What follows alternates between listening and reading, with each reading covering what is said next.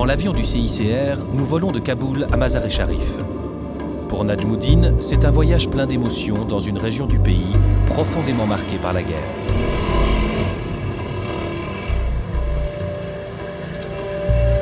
Le directeur du centre orthopédique de Kaboul rend visite à un de ses collègues qu'il n'a pas revu depuis de nombreuses années.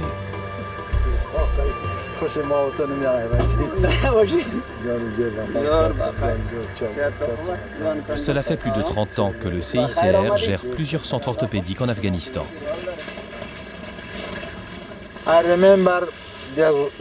Je me souviens qu'ici, c'était le désert. Il n'y avait rien.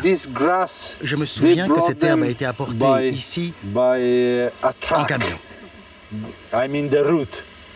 C'est-à-dire qu'on en a apporté les racines, qui ont été coupées en petits morceaux par deux hommes, puis mélangées à de la terre et plantées ici, en espérant que de l'herbe pousserait un jour. Et maintenant, vous voyez, il y a des plants, de l'herbe et même des arbres immenses. À l'époque, ces arbres étaient tout petits.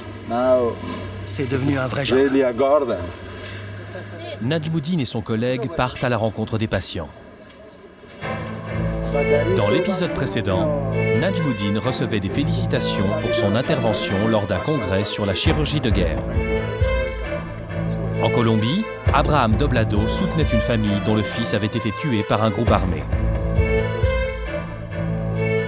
Dans la bande de Gaza, Stéphanie Heller apportait un peu d'espoir et de réconfort à la mère d'un détenu palestinien. Le président Peter Maurer rencontrait le conseiller fédéral Didier Bourkhalter pour une entrevue très constructive.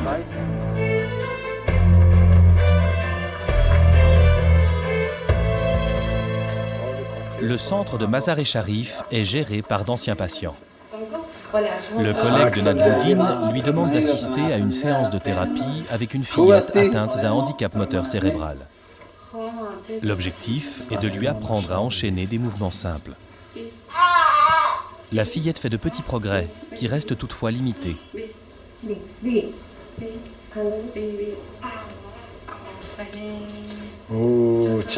Bravo, c'est bien. Bien sûr que les attentes et espoirs des parents sont énormes. Ils espèrent que les traitements permettront à leurs enfants de vivre une vie normale, comme tous les enfants. Mais c'est impossible. Ce que nous pouvons faire, c'est leur faciliter la vie en tenant compte de leur état. Nous essayons de trouver une voie pour équilibrer et préserver leur état actuel, pour éviter qu'ils se détériorent. L'objectif est de leur faciliter l'existence et la vie quotidienne. Récemment, nous avons eu un patient, un enfant d'environ 6 ans. Sa grand-mère m'a dit qu'il n'avait jamais marché, ni même jamais fait un pas. Nous avons travaillé durant une semaine avec lui. À la fin, il réussissait à faire 1 ou 2 pas. L'enfant était très content, et moi aussi.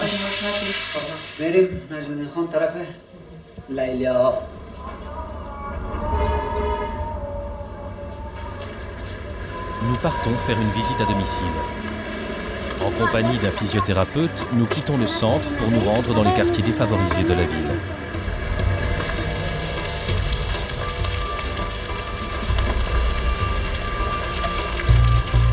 Najmuddin et le thérapeute portent tous deux des prothèses de jambes.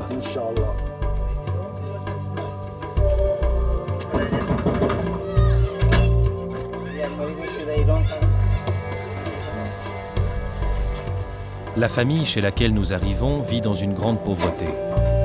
Le patient est un ancien maçon. Tombé d'un toit, il est paralysé depuis sa chute. Son épouse est décédée.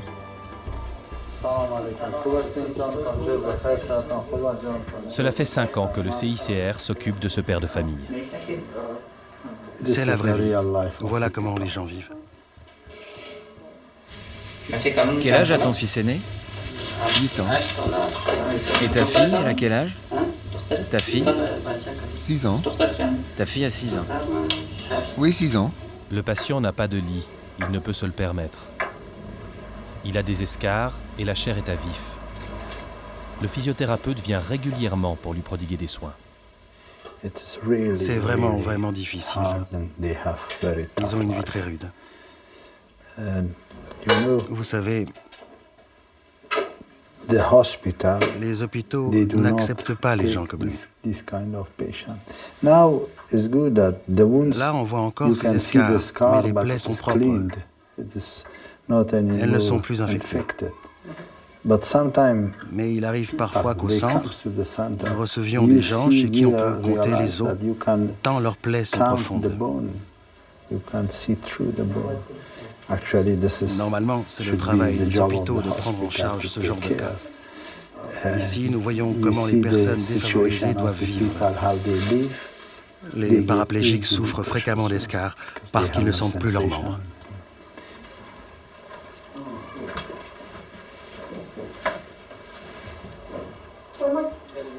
Au revoir, portez-vous bien.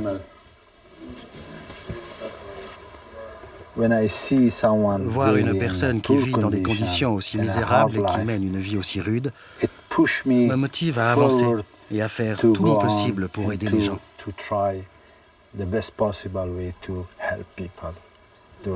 Ceux qui en ont le plus besoin. Il suffit de pas grand-chose pour faire beaucoup. Avec peu d'argent, on peut changer la vie des gens. C'est ce qui me donne l'espoir et l'énergie de continuer.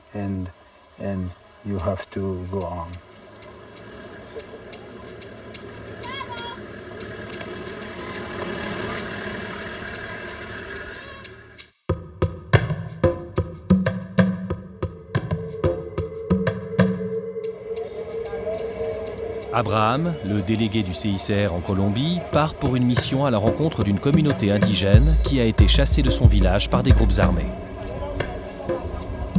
Les villageois ont demandé à Abraham de leur venir en aide et de leur apporter le soutien de son organisation. Alors, tu es prête ?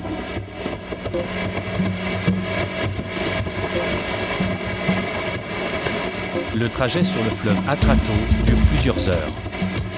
Cette voie fluviale est stratégiquement importante, tant pour les groupes armés que pour les trafiquants de drogue. L'armée colombienne s'y risque rarement.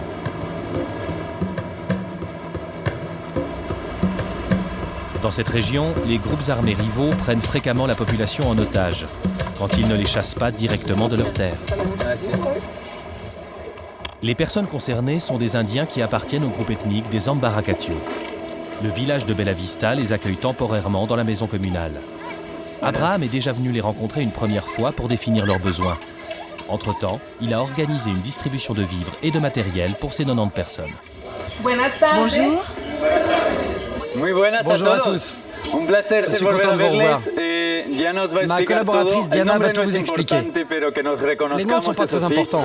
L'essentiel est de nous reconnaître. Posez toutes les questions qui vous intéressent à notre équipe. Nous sommes ici pour vous écouter, d'accord ? Commençons par ce qui est prévu pour les très jeunes enfants, comme ce petit bout de chou ici. Et pour les enfants de moins de 2 ans. Pour eux, le paquet contient un savon doux qui convient à la peau des bébés, ainsi qu'une pommade pour leurs fesses.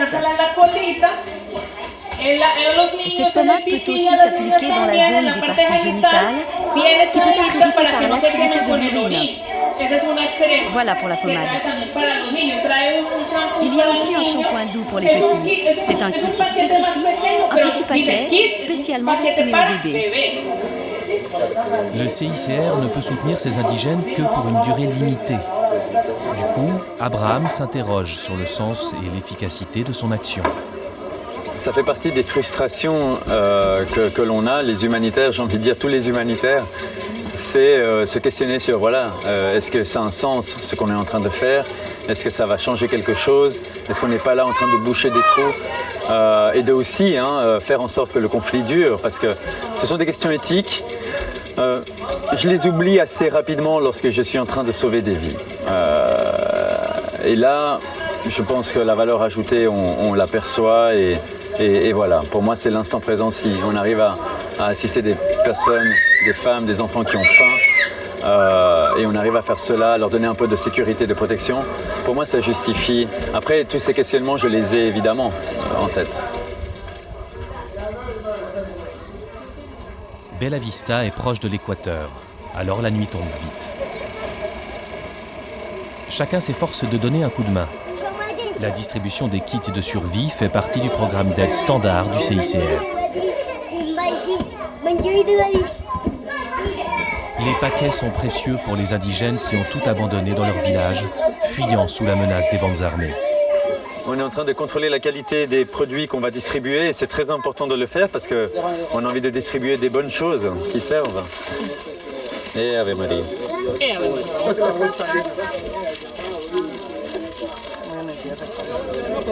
Les kits comprennent des produits alimentaires, des casseroles et ustensiles de cuisine, des couvertures et des matelas. Don Silvio, en voici un.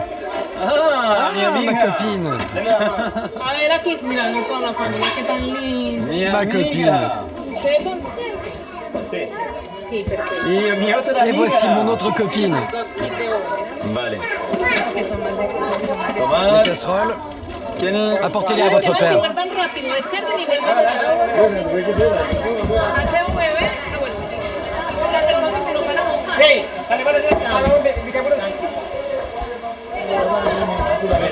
En voici un, 2,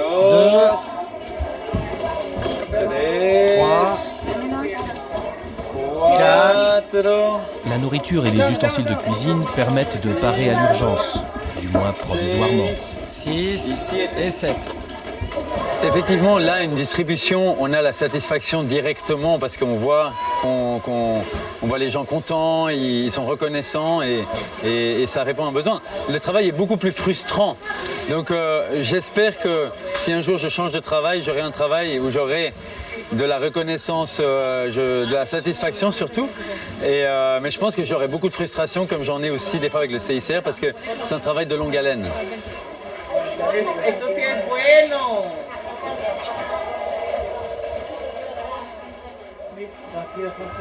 Abraham et son équipe s'éclipsent pour prendre quelques heures de sommeil.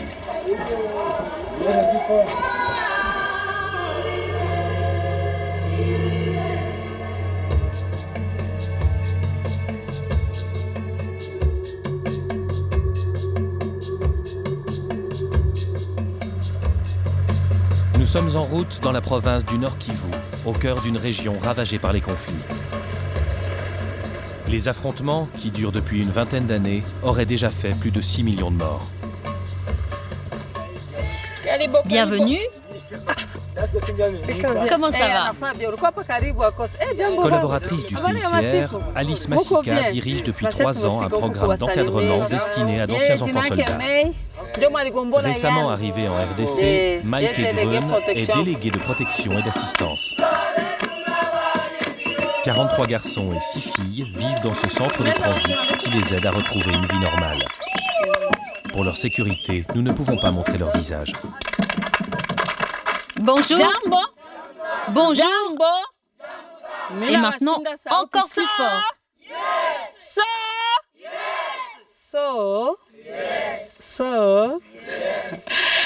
Nous sommes venus pour vous aider. Maintenant, je passe le témoin à May. Elle s'appelle May. Pourquoi vous ne réagissez pas?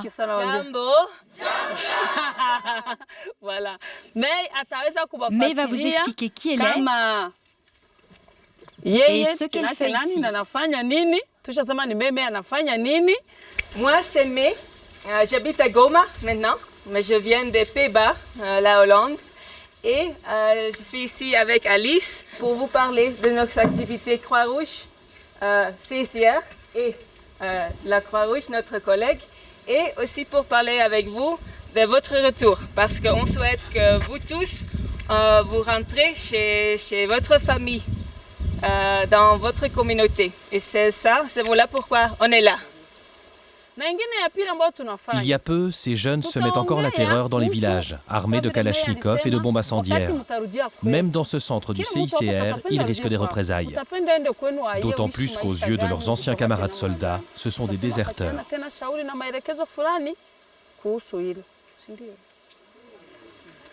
Comme souvent dans la région, la pluie finit par tomber, obligeant tout le monde à se déplacer pour se mettre à l'abri.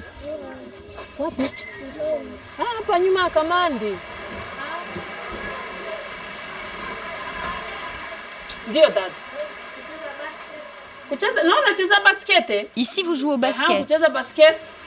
Vous apprenez autre chose aussi? Qu'est-ce que vous apprenez d'autre? À jouer au volley? À jouer au volley? Et quoi d'autre? On vous apprend à planter des graines et à travailler la terre. Pendant ce temps, Maïké visite le foyer avec le vice-directeur. C'est clair. Pour les garçons. Elles sont bien organisées, oui. Elles ont des lots là-bas. Très bien. Merci.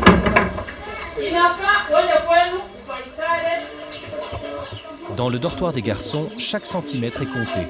Ils sont plus de 40 à dormir ici. La plupart d'entre eux ont blessé et tué des gens, et ils sont hantés par les atrocités qu'ils ont vécues. Certains fantômes les pourchassent jusqu'ici. Ce sont les anciens qui avaient utilisé. Tous les enfants n'ont pas, disons, la même nature. Il y a des degrés de traumatisme. Il y a ceux qui sont plus traumatisés et ceux qui sont traumatisés, disons, légèrement traumatisés. Puisqu'il y a de ces enfants-là qui sont venus directement des zones là, dans les lignes de front, dans les milieux où il y a des affrontements. Oui, c'est vrai. Alors, de tels enfants présentent des caprices, alors il y a ceux-là qui sont un peu brutales, il y a ceux qui manifestent, disons, ils ne sont pas patients. Et dans ces cas, ce sont des enfants qui demandent beaucoup de suivi. Il leur faudra beaucoup de temps pour revenir à une vie normale. Ce qui m'impressionne le plus, c'est de voir que ces enfants, dont autrement la communauté peut prendre comme des enfants sans manière, qui ont des attitudes difficiles, moi je les trouve très sympas. Ils rient, ils discutent, ils échangent. On le voit jouer, participer aux discussions à l'aise. Ils oublient les atrocités qu'ils ont vécues. Pour eux, c'est déjà du passé et le voir à la vie normale comme les autres enfants de la communauté, moi, ça m'impressionne vraiment. Est-ce que c'est une génération perdue? Pour moi, non. Par contre, c'est une génération gagnée. Alice veut nous présenter d'anciens enfants soldats qui ont réussi à s'en sortir et qui vivent aujourd'hui bien intégrés dans un village.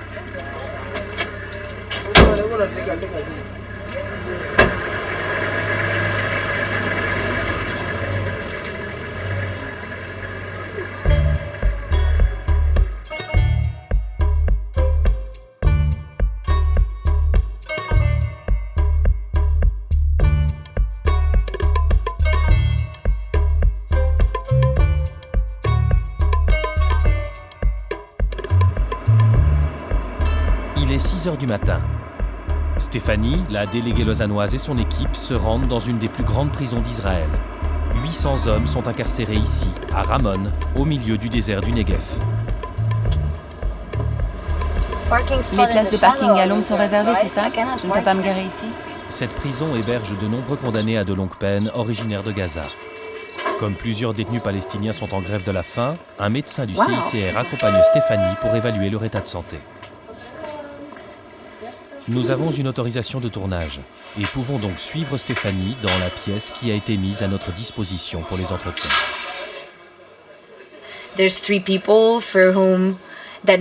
Aujourd'hui, 3 personnes vont signer une procuration au profit de leurs proches. Il faut qu'ils signent en présence d'un délégué. Sinon, en Palestine, les banques ne l'acceptent pas. Le second cas est un détenu d'origine jordanienne. Bon nombre de Palestiniens bénéficient d'une double nationalité, palestinienne et jordanienne. Apparemment, cette personne était en grève de la faim ces derniers jours. Il a arrêté depuis. Mais je vais chercher à savoir ce qui se passe. Et pour quelle raison il a fait cette grève. On nous a dit que plusieurs détenus jordaniens ont fait la grève de la faim ces derniers temps, parce qu'ils ne pouvaient pas recevoir de visite de leur famille vivant en Jordanie, mais uniquement celle de leurs parentés en Cisjordanie. Si je regarde, depuis 2011, cette personne n'a reçu que 5 visites de proches, seulement 5 depuis 2011. Normalement, les détenus venant de Cisjordanie peuvent voir leur famille tous les 15 jours et tous les 2 mois s'ils viennent de Gaza. Au moment où un détenu s'apprête à entrer dans la pièce, un gardien israélien s'interpose. Nous avons le droit de filmer à condition de couper le son. Avec le détenu palestinien, Stéphanie parle de ses conditions de détention, de la nourriture et de l'hygiène. Tout est consigné dans un procès verbal.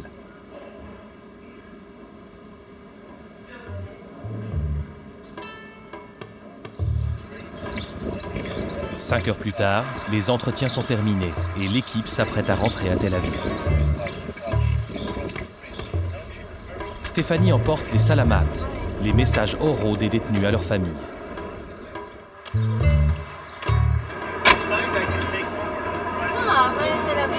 La journée touche à sa fin et l'équipe est de retour à Tel Aviv.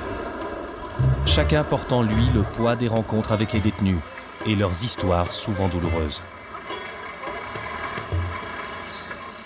J'ai juste envie de prendre une douche parce qu'il a vraiment fait chaud aujourd'hui et de me reposer. Dans quelques jours, Stéphanie partira pour un séjour en Suisse.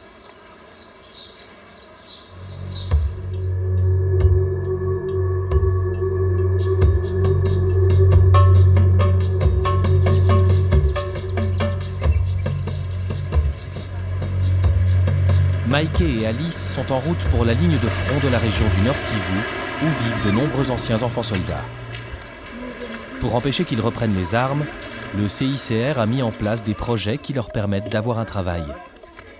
Les jeunes restent ici parce qu'ils ont la possibilité d'y construire un avenir meilleur.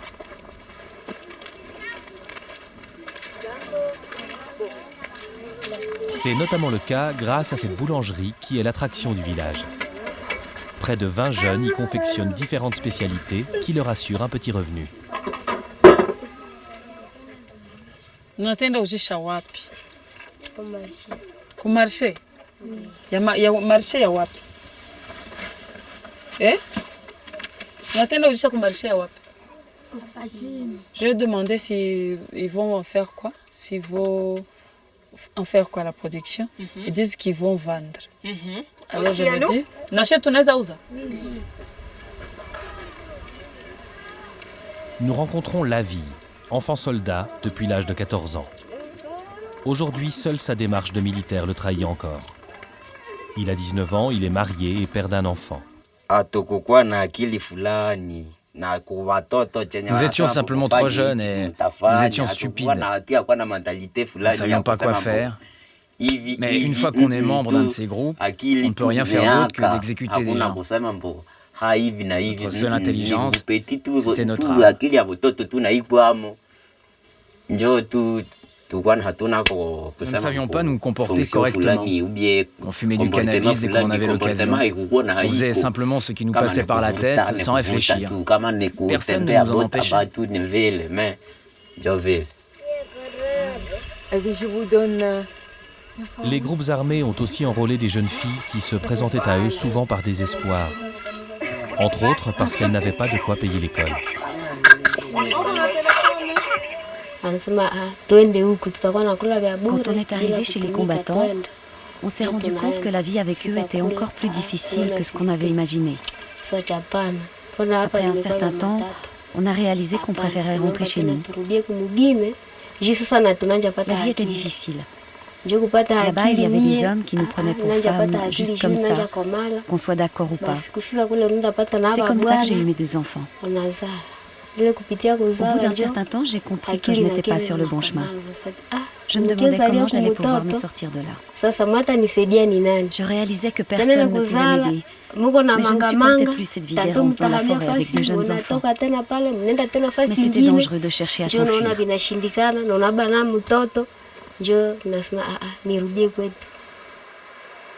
De nombreuses femmes qui reviennent de la guerre sont méprisées et mises au banc de la société.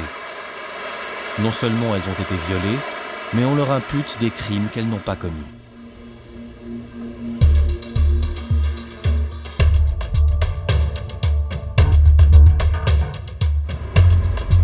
À Genève, c'est un jour de fête pour le CICR. l'organisation célèbre l'anniversaire d'Henri Dunant, son fondateur, ainsi que ses 150 ans d'existence. Un événement que son président, Peter Maurer, ne manquerait sous aucun prétexte. Ça va les enfants? Waouh! Ils ont chanté une chanson que je ne connaissais pas. C'est l'occasion de contribuer à l'image positive du CICR auprès du public. Partout où je vais dans le monde, je me rends compte de la force de cette idée de base qui est d'aider sans prendre parti. Aider les blessés, indépendamment de leur appartenance politique. Et je me rends compte qu'aujourd'hui, pour nous, au CICR et partout dans le monde, il s'agit encore et toujours d'une idée très forte. Elle motive un nombre incroyable de gens à faire ce qu'ils font pour nous et pour l'ensemble du mouvement de la Croix-Rouge.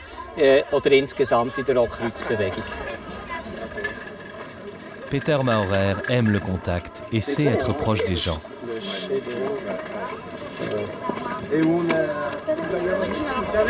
Et sur la Corée du Nord, nom de Dieu, tu me poses des questions, hein? Et qu'est-ce que tu aimerais savoir? Le point de vue et comment ça se passe là-bas, au point de vue de la Croix-Rouge. Oui, tu sais, peut-être on a une délégation en Corée du Nord et puis on peut faire très peu de choses, hein, parce que le gouvernement ne nous permet pas de faire trop de choses. Donc on a seulement une action médicale et orthopédique. Donc on fait de la chirurgie parce que c'est une chose que les Nord-Coréens ne savent pas très bien faire encore. Et puis on fait des gens qui doivent avoir des soins orthopédiques, hein, parce qu'ils ont perdu une main ou un pied, n'est-ce pas? Donc on soigne ces gens. Si j'ai eu l'occasion d'y aller, puis je veux bien te raconter après. Hein? Peut-être j'y vais en été ou en hiver. Hein? Ciao! Peut-être juste vous présenter des gens qui... Avant le départ de la course qui marque cette journée particulière, le président du CICR retrouve son épouse et l'une de ses deux filles venues de Berne pour l'encourager. Et toi, Kaya, tu vas bien? Sauf qu'on a dû lâcher un bon moment. Vous n'avez qu'à aller boire un coup à l'hôtel Président Wilson. Maintenant, j'arrête ici et je commence avec vous la course.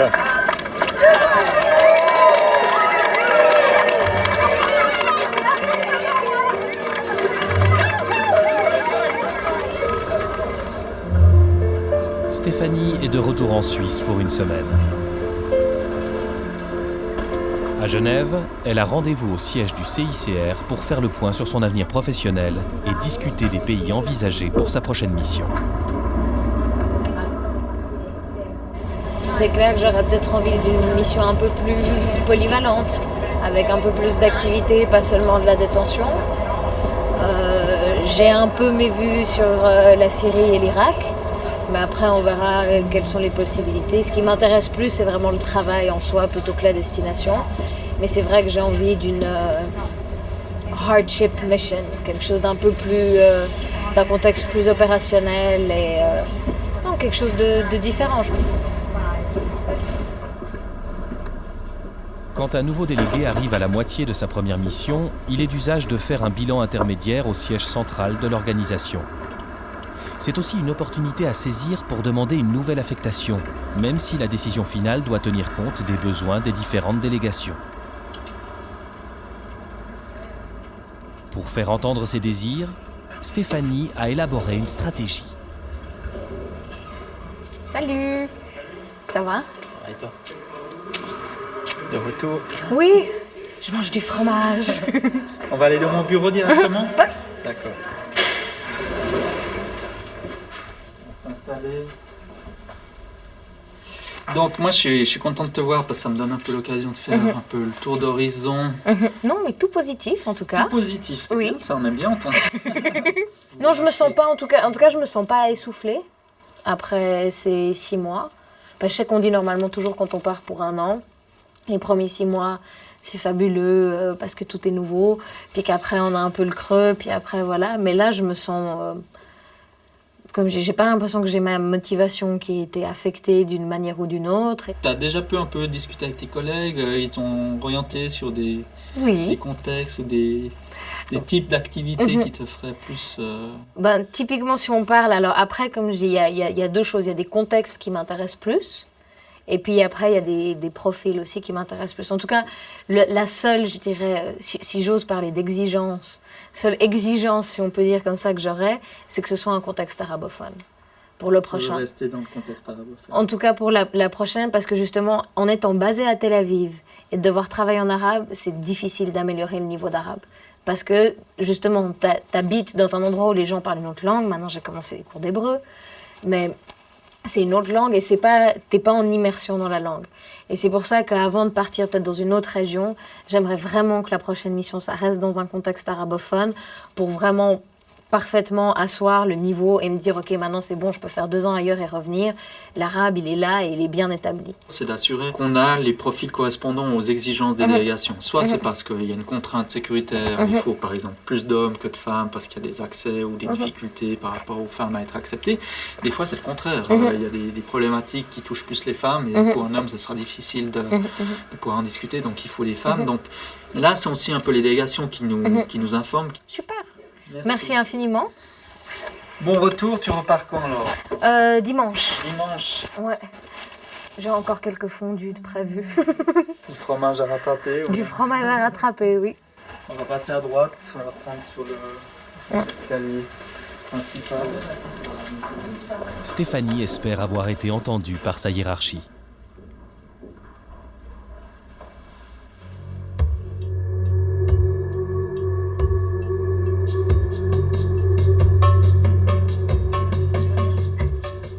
À Goma, nous retrouvons Alice, la collaboratrice du CICR.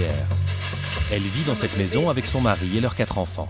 Tous 2 travaillent au CICR, un privilège dans cette région secouée par la guerre où les emplois sont rares. On a aussi l'avantage d'appartenir, de travailler avec une grande organisation.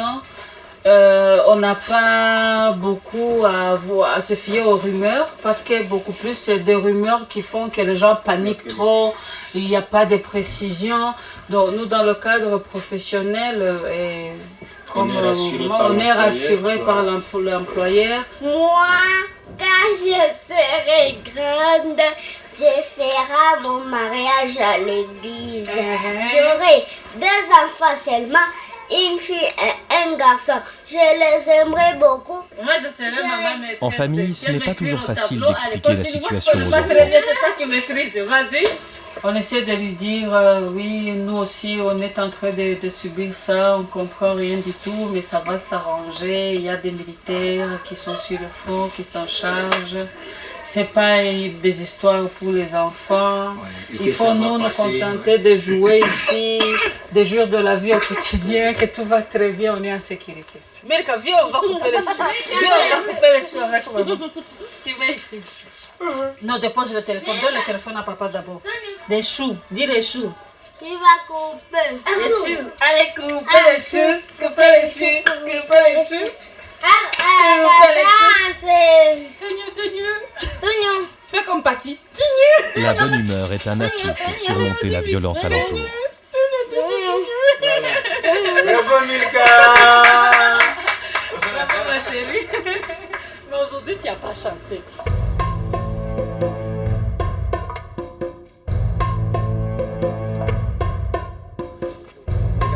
En Colombie, Abraham et son équipe rendent une nouvelle visite aux indigènes qui ont été chassés de leur village.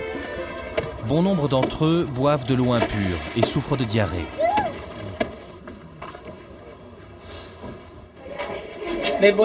Une infirmière donne des conseils à une mère dont l'enfant est malade.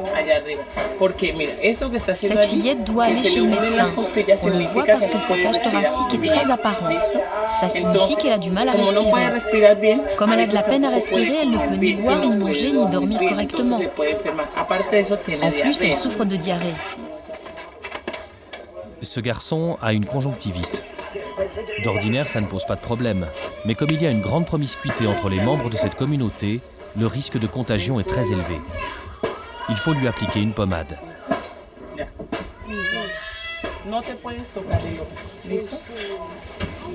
Il faut la mettre 3 fois par jour. Le village de Bella Vista a beau porter un joli nom, il est malheureusement surtout connu pour le massacre qui s'y est déroulé. Il y a 12 ans, plus de 100 innocents ont été assassinés, pris entre les feux de la guérilla et des paramilitaires. Un mémorial rappelle cette page sombre du pays. Je pense l'événement le plus marquant pour le département. Une église a été, les gens avaient cherché refuge dans une église et l'église a été cible dans l'attaque et ça a beaucoup choqué les personnes et les gens en gardent encore un souvenir traumatisant. Abraham est préoccupé par la situation politique en Colombie. Certes, des pourparlers de paix entre le gouvernement et les rebelles des FARC, d'inspiration marxiste, sont un pas dans la bonne direction. Mais l'éradication de la violence semble encore lointaine. Ici en Colombie, le processus de paix, les dialogues de paix nous laissent penser qu'il y a effectivement une petite fenêtre d'espoir, peut-être plus grande qu'ailleurs.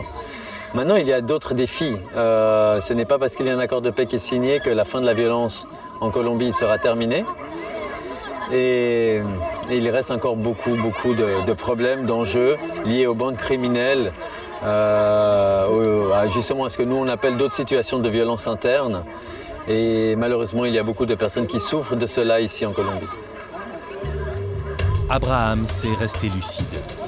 Malgré ses doutes, il a décidé de prolonger de 6 mois sa mission en Colombie.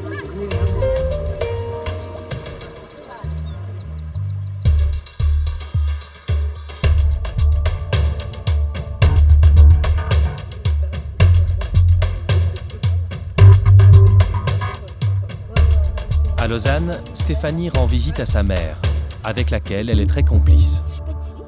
Elle lui raconte son entretien au siège du CICR et sa demande de partir en mission dans une zone de guerre. C'est vrai que c'est une situation vraiment opérationnelle, situation de guerre ou comme ça, c'est quelque chose que j'ai envie de faire au moins une fois. Et puis après, on verra si c'est fait pour moi ou pas.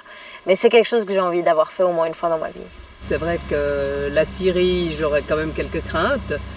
Pas forcément par rapport à la guerre actuelle, mais quand on entend ce qui se passe et au niveau des armes chimiques, c'est vrai que si jamais il y avait de nouveau un problème de ce côté-ci, c'est clair que ça peut être très grave pour les personnes qui sont sur place.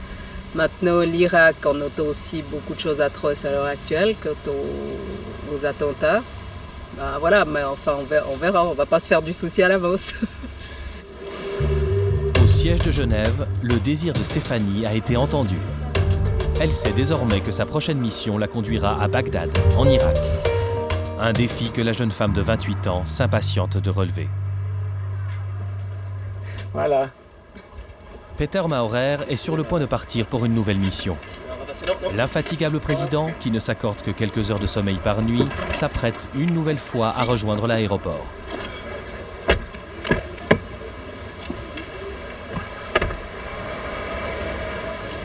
Il veut se faire sa propre idée d'une région en crise où, une fois de plus, il sera confronté à la misère. C'est pour moi, le billet d'avion. Mais il est profondément convaincu que les choses vont finir par s'améliorer.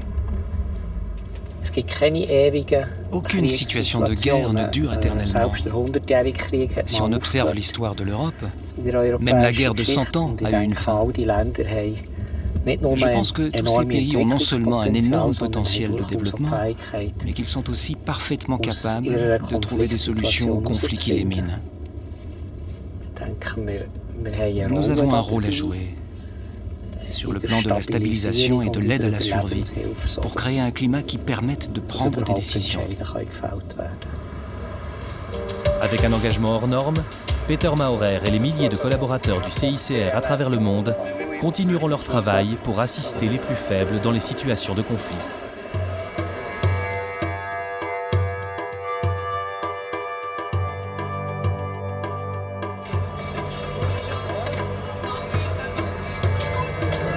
La visite de Najmuddin à Mazar-e-Sharif touche à sa fin.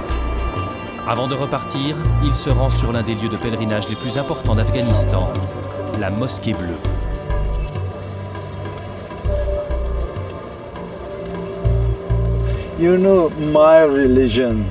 Vous savez, ma religion prescrit de protéger ceux qui ont besoin d'aide. C'est une obligation dictée par la religion que d'aider ceux qui sont dans le besoin.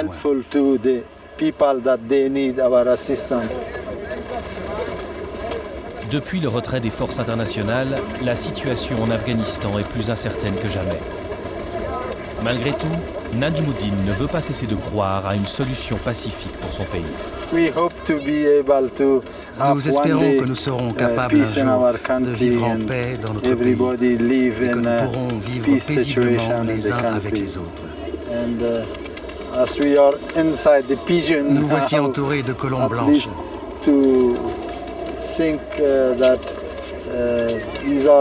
Elles sont le symbole de la paix et nous espérons vraiment qu'un jour nous pourrons vivre en paix dans ce pays.